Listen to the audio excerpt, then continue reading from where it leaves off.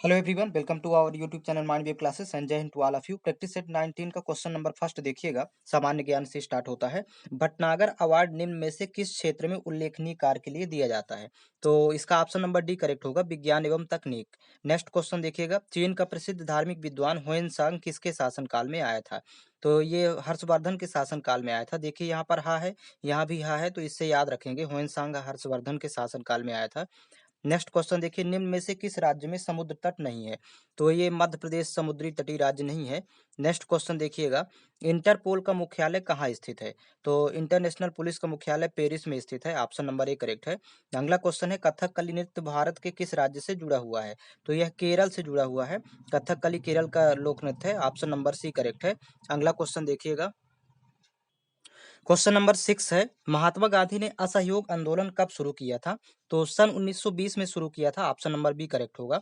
अगला क्वेश्चन है, सबसे अधिक आबादी वाला देश कौन सा है?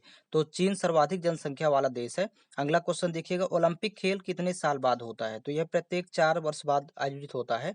ऑप्शन नंबर ए करेक्ट होगा। अगला क्वेश्चन है, विश्व की सबसे लंबी नदी कौन सी है? तो ये सबसे लंबी नदी पूछेगा तो नील नदी है। बाकी चौड़ाई या बहाव की दृष्टि से अमेजन नदी है, तो इसको याद रखिएगा। नेक्स्ट क्वेश्चन है, राष्ट्रीय प्रतीक में सत्यमेव जयते कहाँ से लिया गया है? तो ये मुंडकोपनिषद से लिया गया है। ऑप्शन नंबर डी करेक्ट होगा। अगला क्वेश्चन है, भारत की पहली यात्री रेलगाड़ी मुंबई से कहाँ तक चलाई गई? तो ये मुंबई से थाणे के मध्य चलाई गई थी। ऑप्शन नंबर बी करेक्ट होगा। नेक्स्ट क्वेश्चन है, 1944 में अंग्रेजों ने पूर्वोत्तर में कौन सी जगह पर आजाद हिंद फौज को हराया था? तो ये कोहिमा पर हराया था। ऑप्शन नंबर बी इसका करेक्ट होगा। इसके सही ऑप्शन आप लोग देखते जाएंगे। नेक्स्ट क्वेश्चन देखेंगे। क्वेश्चन नंबर 13 है, स्वतंत्रता दिवस पर भारत के प्रधानमंत्री का भाषण कहाँ से होता है? तो ये इसका ऑप्शन नंबर बी करेक्ट होगा, लाल किला से। इसको याद रखेंगे। अगला क्वेश्चन देखिए, पंकज आडवाणी किस खेल से संबंधित है? तो ये बिलियर्ड्स व स्नूकर से संबंधित है। ऑप्शन नंबर सी करेक्ट होगा। अगला क्वेश्चन है, भारत की स्वाधीनता का प्रथम संग्राम कब शुरू हुआ था? तो सन 1857 ईस्वी से स्टार्ट हुआ था। ऑप्शन नंबर ए करेक्ट होगा। अगला क्वेश्चन है इसका, क्वेश्चन नंबर 16 है, काजीरंगा राष्ट्रीय उद्यान किस जानवर की वजह से जाना जाता है? तो इसका ऑप्शन नंबर फर्स्ट करेक्ट होगा, गैंडा यहाँ पर पाया जाता है, जो कि असम राज्य में है काजीरंगा राष्ट्रीय उद्यान। नेक्स्ट क्वेश्चन है, भारत की सबसे बड़ी शुद्ध पानी की झील कौन सी है? तो ये बुलर झील है, जो कि जम्मू कश्मीर में है। ऑप्शन नंबर बी करेक्ट होगा। अगला क्वेश्चन है, स्वतंत्र भारत में राज्य की प्रथम महिला मुख्यमंत्री खालिस्तान बनी थी? तो ये सुचेता कृपलानी बनी थी, जो कि उत्तर प्रदेश की है। अगला क्वेश्चन है, मेघदूत के रचयिता का नाम क्या है? तो मेघदूत के रचयिता है Kalidas. Option number C correct होगा। नेक्स्ट क्वेश्चन है, श्रीहरिकोटा किस राज्य में स्थित है? तो ये आंध्र प्रदेश में स्थित है। इसका ऑप्शन नंबर बी करेक्ट होगा। अब देखिए, सामान्य विज्ञान के प्रश्न स्टार्ट होते हैं। तो 21 नंबर है, एटम बम का सिद्धांत क्या है? तो ये नाभिक की विखंडन की अभिक्रिया पर आधारित है। जबकि यहाँ पर ध्यान रखें, नाभिकीय संलयन सूर्य का प्रकाश नाभिकीय संलयन की क्रिया से है। अगला क्वेश्चन देखिए, लाल और नीला रंग मिलाने पर कौन सा रंग बनेगा? तो ये कत्थई रंग बनेगा, यानी मैजेंटा इसी को बोलते हैं। ऑप्शन नंबर डी करेक्ट होगा। लाल प्लस नीला इक्वल टू मैजेंटा। अगला क्वेश्चन देखेंगे, क्वेश्चन नंबर 23 है, एड्स किसके द्वारा फैलता है? तो ये ऑप्शन नंबर इसका फर्स्ट करेक्ट होगा, विषाणु के द्वारा। अगला क्वेश्चन देखिएगा, सोडियम बाइकार्बोनेट का घरेलू नाम क्या है? तो खाने का सोडा, इसको याद रखिएगा। ऑप्शन नंबर बी करेक्ट है। नेक्स्ट क्वेश्चन है, प्रक्रिया जिसमें निकाय से न तो ऊष्मा ली जाती है न दी जाती है कहलाती है? तो ये रुद्धोष्म प्रक्रम कहलाता है। ऑप्शन नंबर ए करेक्ट होगा। अगला क्वेश्चन है, हाइड्रोजन बम का मूल सिद्धांत क्या है? तो ये नाभिकीय संलयन पर आधारित है हाइड्रोजन बम। नेक्स्ट क्वेश्चन देखिए, मांसपेशियां थकान का अनुभव करती हैं क्योंकि उनमें जमाव हो जाता है लैक्टिक अम्ल का। ऑप्शन नंबर डी करेक्ट होगा। अगला क्वेश्चन है, परमाणु भट्टी में शीतलक के रूप में प्रयुक्त होता है? तो ये भारी जल का प्रयोग किया जाता है परमाणु भट्टी में, भारी पानी या भारी जल। अगला क्वेश्चन देखिए, H2 गैस धातुओं से क्रिया करके बनाती है? तो हाइड्रोजन गैस धातु से क्रिया करके हाइड्राइड बनाती है। इसका ऑप्शन नंबर बी करेक्ट होगा। अगला क्वेश्चन देखेंगे, क्वेश्चन नंबर 30 है, इंसुलिन शरीर में किस अंग में स्त्रावित होता है? तो यह अग्नाशय से स्त्रावित होती है। ऑप्शन नंबर सी करेक्ट होगा। अगला क्वेश्चन है, टेलीफोन के माइक्रोफोन का मध्यपट किसका बना होता है? तो ये माइका का बना होता है। ऑप्शन नंबर इसका बी करेक्ट है। अगला क्वेश्चन देखेंगे, और रुधिर वाले वर्ग वाले व्यक्ति में क्या होता है? तो कौन सा एंटीजन होता है? तो यहाँ पर कोई एंटीजन नहीं होता। ऑप्शन नंबर ए करेक्ट होगा। और ये सर्वात्रिक दाता कहलाता है, तो यूनिवर्सल डोनर। अगला क्वेश्चन देखेंगे, क्वेश्चन नंबर 33 है, निम्नलिखित में से तेजाब यानी अम्ल कौन सा है? तो इसका ऑप्शन नंबर सी करेक्ट होगा, हाइड्रोक्लोरिक अम्ल HCl, यह एक अम्ल है। अगला क्वेश्चन देखिए, बाल, नाखून और पंजा किसके बने होते हैं? तो ये प्रोटीन से बने होते हैं, ऑप्शन नंबर सी करेक्ट होगा। अगला क्वेश्चन है, प्रकाश का वह गुण जिससे एक व्यक्ति आईने में अपना प्रतिबिंब देख सकता है उसे खाली स्थान कहते हैं? तो ये रिफ्लेक्शन कहा जाता है, ऑप्शन नंबर सी करेक्ट है इसका। अब गणित वाला पार्ट यहाँ से स्टार्ट होगा। क्वेश्चन नंबर 36 देखेंगे। देखिए यहाँ पर एक प्रश्न लिखा हुआ है, 2.5 गुणे 2 बटे 2 का whole square plus 11 square minus 1 बराबर क्वेश्चन मार्क। तो यहाँ देखिए अंश और हर में 2 है तो ये कैंसिल आउट कर देंगे। अब बचा 25, इसको 2.5 ना मानकर 25, 25 का स्क्वायर 625 होता है। तो यहाँ पर 0.1 अंक के बाद था तो यहाँ 2 अंक के बाद हो जाएगा, क्योंकि इसको 2 बार गुणा करेंगे। अब यहाँ पर देखिएगा, ये 11 का स्क्वायर 121 होता है माइनस 1, तो 121 में 1 घटाएंगे तो 120 बचेगा, तो 6.25 प्लस 120। अब ये बराबर वैल्यू होगी, 120 में 6 जोड़ेंगे तो 126.25, यही इसका सोल्यूशन होगा। तो इसका ऑप्शन नंबर डी करेक्ट है, 126.25। नेक्स्ट क्वेश्चन देखेंगे। क्वेश्चन नंबर 37 है, यदि 5 कुर्सी 2 मेजों का मूल्य 750 रुपए है तथा 3 कुर्सी व 3 मेजों का मूल्य 540 रुपए है, तो एक मेज व एक कुर्सी का कुल मूल्य ज्ञात करें। तो एक मेज का मान लेते हैं यहाँ पर y और कुर्सी को मान लेते हैं x, एक कुर्सी का x और एक मेज का y। तो कह रहा कि 5 कुर्सी का, तो यहाँ जब एक कुर्सी का x है तो 5 कुर्सी का 5x हो जाएगा, और प्लस यहाँ 2 मेज है तो एक मेज का y तो 2 मेज का 2y, तो 5x प्लस 2y बराबर टोटल कुल मूल्य दिया है 750। इसको समीकरण 1 बना देंगे। और दूसरा समीकरण बनेगा, 3 कुर्सी और 3 मेज है तो यहाँ लिखेंगे 3x प्लस 3y, और ये बराबर दिया है, टोटल मूल्य दिया है 540। अब यहाँ पर x और y की वैल्यू निकालेंगे, दोनों समीकरण को हल करना है। तो देखिएगा, परावर्त सूत्र से हल कर लेंगे। तो यहाँ पर a1, यहाँ पर b1 और ये c1 वैल्यू लिख लेंगे पहले। ये a2 की वैल्यू 3, b2 की वैल्यू 3 और यहाँ पर c2 की वैल्यू है 540। अब यहाँ पर x का मान डायरेक्ट निकाल लेंगे परावर्त सूत्र से। तो x बराबर फार्मूला होता है b1 इंटू c2, मतलब आपस में इनका गुणा करेंगे, माइनस b2 इंटू c1। तो 2 गुणे 540, यहाँ पर फार्मूले में वैल्यू पुट करेंगे, माइनस 3 गुणे 750, 3 गुणे 750। फिर इसके बटे में आएगा, बटे में लिखेंगे a2b1 होता है, तो मतलब 3 गुणे 2, इनका आपस में तिर्यक गुणा करेंगे तो 3 गुणे 2 माइनस 5 गुणे 3 a1b2, यहाँ पर इस तरह लिखेंगे। अब 5 गुणे 3, अब इसको सॉल्व कर लेंगे तो देखिएगा, 54 दूनी 108 और यहाँ पर एक जीरो लगा है तो ये 1080 बन जाएगा, माइनस 3 पचे 15 गुणा करेंगे, हासिल 1, 3 सते 21, 1 22 और एक जीरो 2250 हुआ।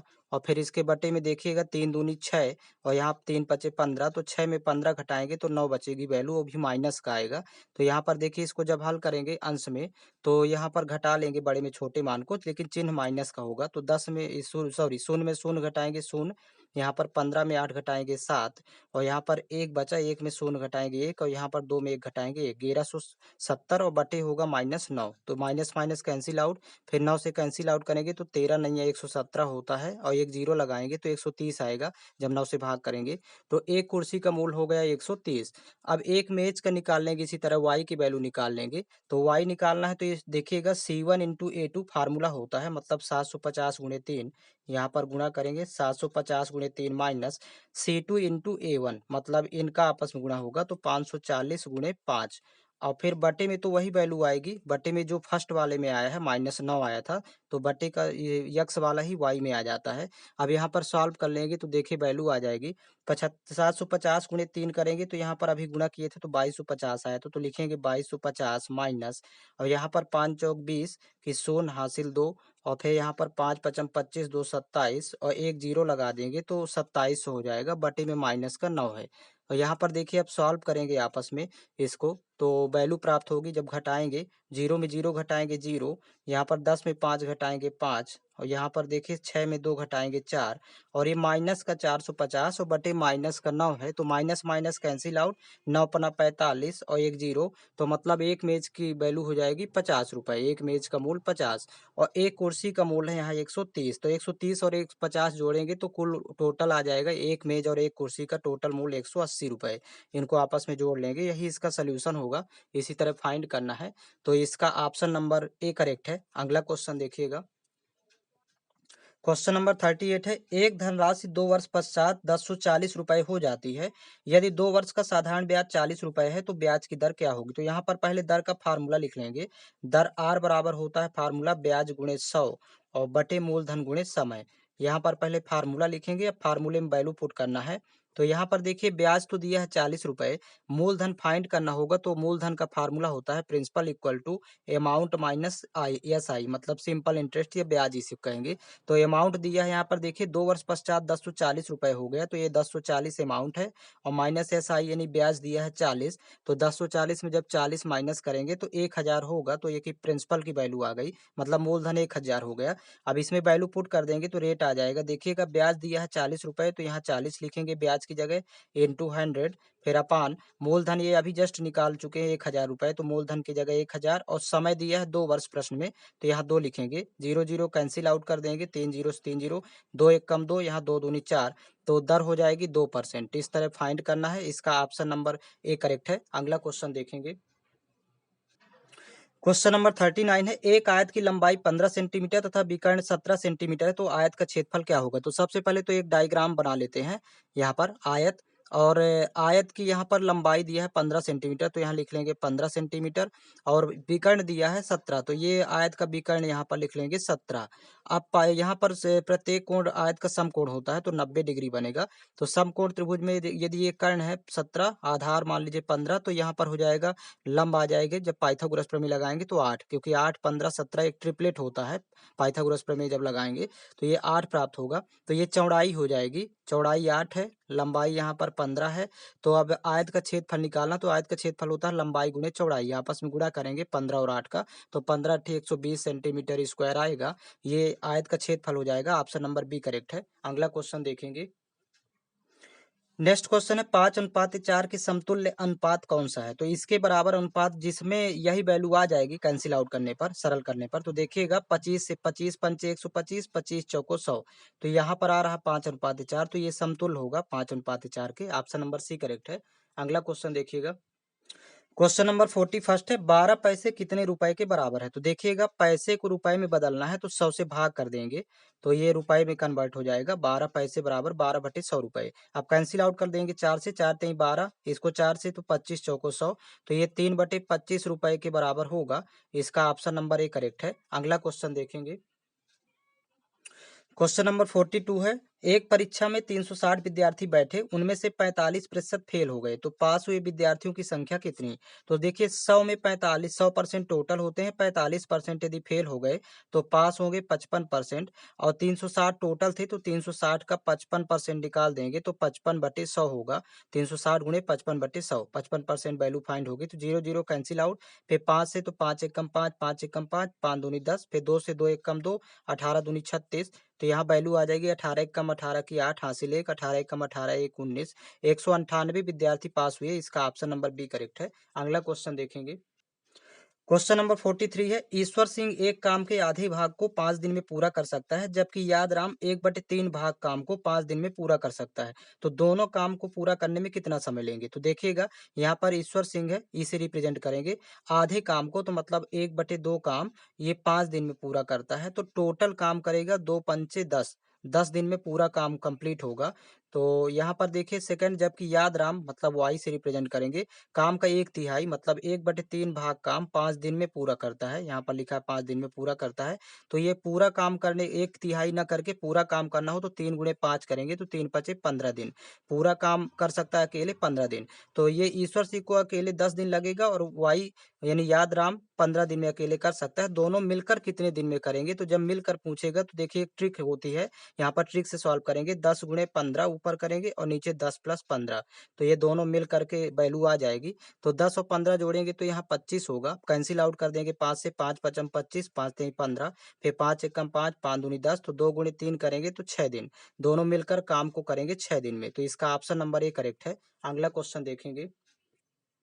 क्वेश्चन नंबर 44 है, 2187 की घात 3/7 का मान कितना होगा? तो 2187 के जब गुणनखंड करेंगे तो ये 3 से कटेगा 7 बार, तो 3 की घात 7 लिख देंगे, इसके गुणनखंड में होगे, और पूरे की घात लिखा है 3/7। अब यहाँ देखिए घात की घात है तो आपस में गुणा हो जाएगा घातों का, तो 3 की घात 7 गुणे 3/7 यहाँ पर हो जाएगा 3/7, 7 से 7 कैंसिल, तो 3 की घात 3 बचा, तो 3 त्रिक 9 त्रिक 27, 3 का क्यूब 27 होगा। इसका ऑप्शन नंबर बी करेक्ट है। अगला क्वेश्चन देखेंगे।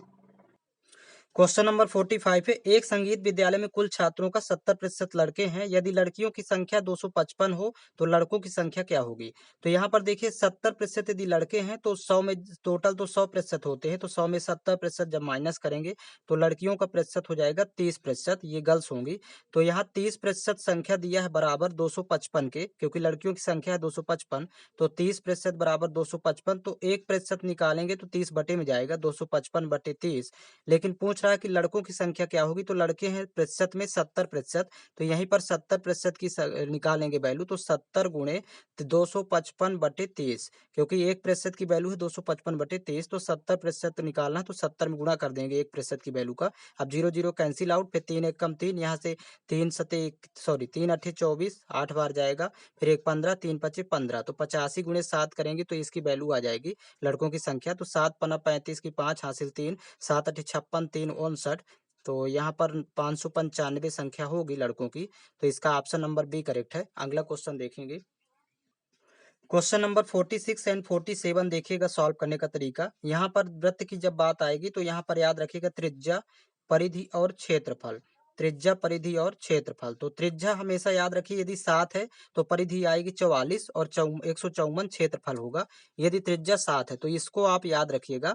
अब देखिएगा यहाँ कह रहा है कि एक वृत्ताकार बाग की त्रिज्या 28 मीटर है, तो देखिए 7 से 4 गुना कर दिया, त्रिज्या को 4 गुना कर रहा है, मतलब 28 मीटर यदि त्रिज्या है तो परिधि भी 4 गुना कर देंगे, क्योंकि त्रिज्या 4 गुना तो परिधि भी 4 गुना, क्योंकि बाग की परिधि पूछ रहा है तो वृत्त की परिधि निकालना है। तो 4 चौक 16, 6 हासिल 1, 4 चौक 16 1 17, 176 हो जाएगी परिधि तो मीटर में, तो ये ऑप्शन नंबर बी करेक्ट है। अगला क्वेश्चन भी देखिएगा, एक वृत्त की त्रिज्या 7 सेंटीमीटर, तो उसका क्षेत्रफल कितना होगा? तो देखिए त्रिज्या यदि 7 है तो परिधि 44 और क्षेत्रफल 154, तो इसका ऑप्शन नंबर ए करेक्ट होगा, क्षेत्रफल 154 सेंटीमीटर स्क्वायर होगा। अगला क्वेश्चन देखेंगे। क्वेश्चन नंबर 48 है, चतुर्भुज के चारों कोणों का जोड़ कितना होता है? तो ये 360 डिग्री होता है, इसका ऑप्शन नंबर ए करेक्ट होगा।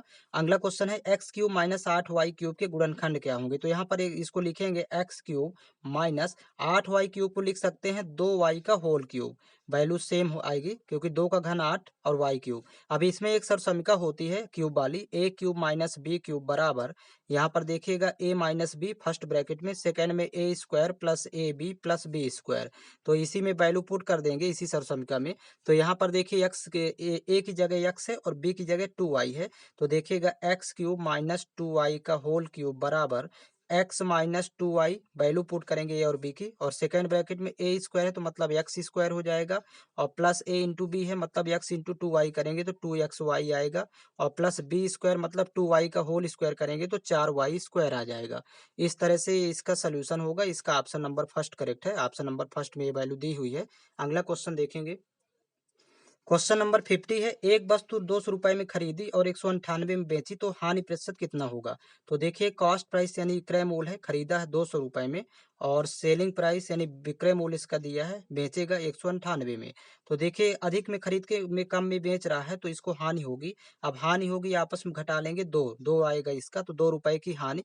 अब प्रतिशत हानि निकालना है, ये तो अभी रुपए में है, प्रतिशत हानि निकालना है तो हानि बटे क्रय मूल्य, मतलब 2/200 और गुणे 100, इसका फार्मूला होता है हानि बटे क्रय मूल्य गुणे 100। तो यहाँ पर 0 0 कैंसिल आउट, 2 से 2 कैंसिल आउट, तो 1 आएगा, मतलब 1% की हानि होगी, तो इसका ऑप्शन नंबर बी करेक्ट होगा। तो इसका practice set total 50 questions complete हो चुके हैं, और आपको नेक्स्ट प्रैक्टिस सेट भी जल्दी उपलब्ध हो जाएगा। चैनल के प्लेलिस्ट में सभी प्रैक्टिस सेट उपलब्ध हैं, तो आप वहां से विजिट करके वीडियो फाइंड कर सकते हैं।